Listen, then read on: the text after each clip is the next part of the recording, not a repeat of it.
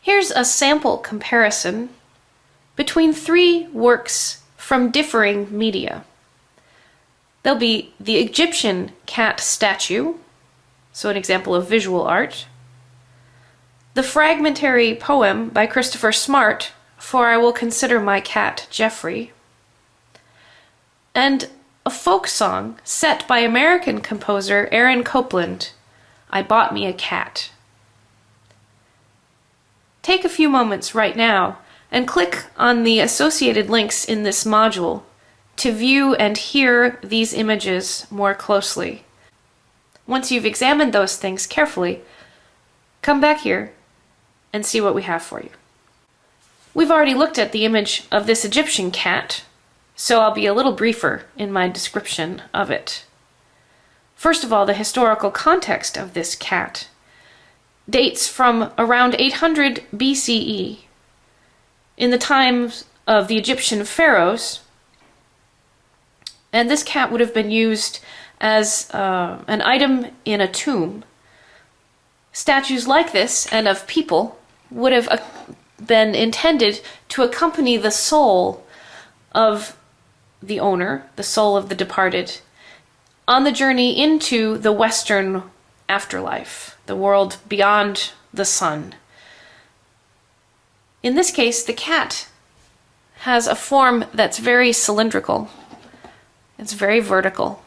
It's full of curved lines, although there are many straight elements to the lines. These all suggest alertness and awareness. The ears are erect. There's also a certain element of pride here with this slight curve here and this very elegant curve in the back. This is a proud cat.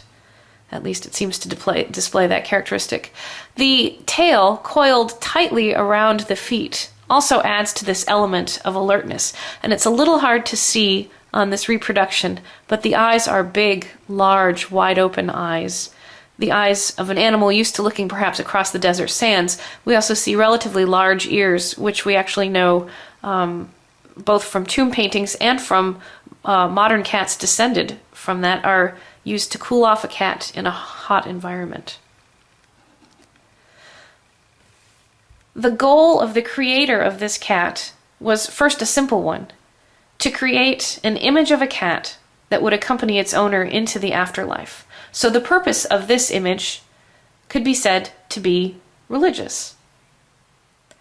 However, the creator of this image also added a point of view to this particular cat, that of proud alertness and awareness, a cat that is awake. The second work in our comparison is that of Christopher Smart's poem, I Bought Me a Cat. For I Will Consider My Cat, Geoffrey. Christopher Smart was a poet living in England from 1722 to 1771.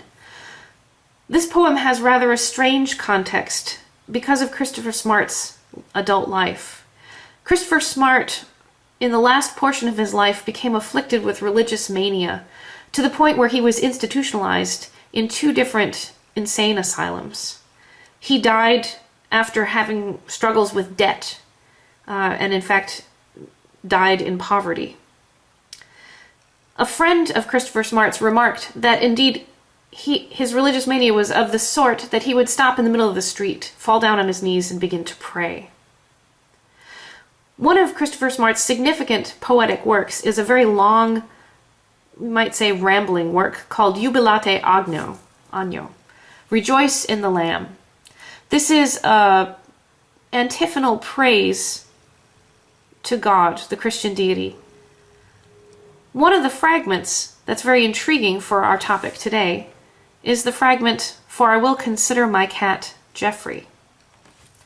As I examine this work, I'm looking at it from the point of view of a poem, and so I'm looking at it trying to find elements of rhyme or meter or some other unity, since it's a poem.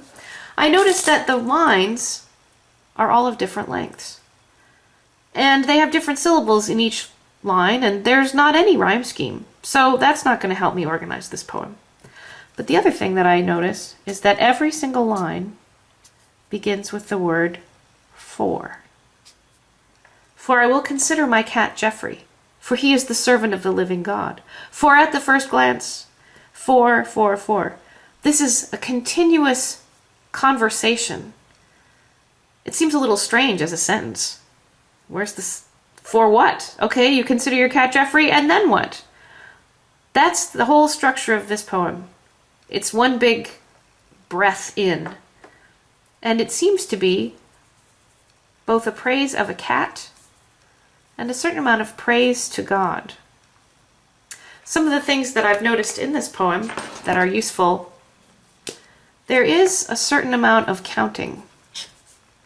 For first, second, and third, here are all the habits of the cat. This poem describes the cat's characteristics, his actions. Here are all the things he does.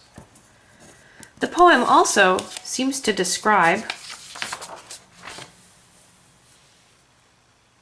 his characteristics. The cat is tenacious. He is a mixture of gravity and waggery. That means he's both very serious at times and really playful. For there is nothing sweeter than his peace when at rest, but there's nothing brisker than his life when in motion. So we have the image of the restful cat, and we have the image of the active cat. So perhaps it's a description of how much the author likes cats. Well, I think that's true, because this is really thorough. This seems to be the description of a poet who's lived closely with a cat. But there are other elements to this poem that are intriguing. It's not just about the poet and a cat. In this case, the cat purrs in thankfulness when God tells him he's a good cat. For the Lord commanded Moses concerning the cats. There's also a certain amount of humor here. Every family had at least one cat in the bag. Okay, the cat is in the bag.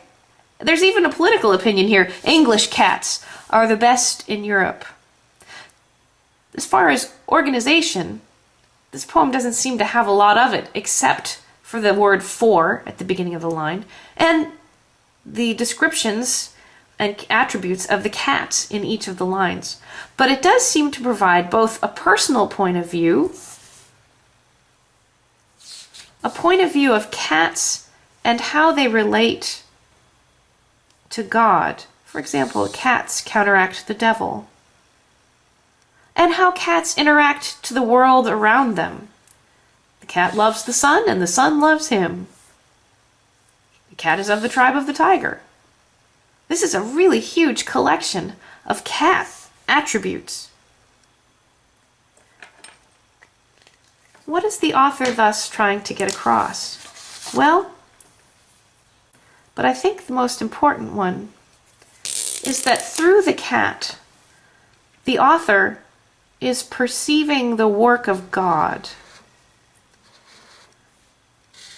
I can say this by how many times I see God referred to, but that seems to be the essence of the description of it. This is a poem describing what a cat does, and thus by its being, how that being is then a praise to God. There are several interesting things that I quite like about this poem as well, which from my own point of view, I really like this line.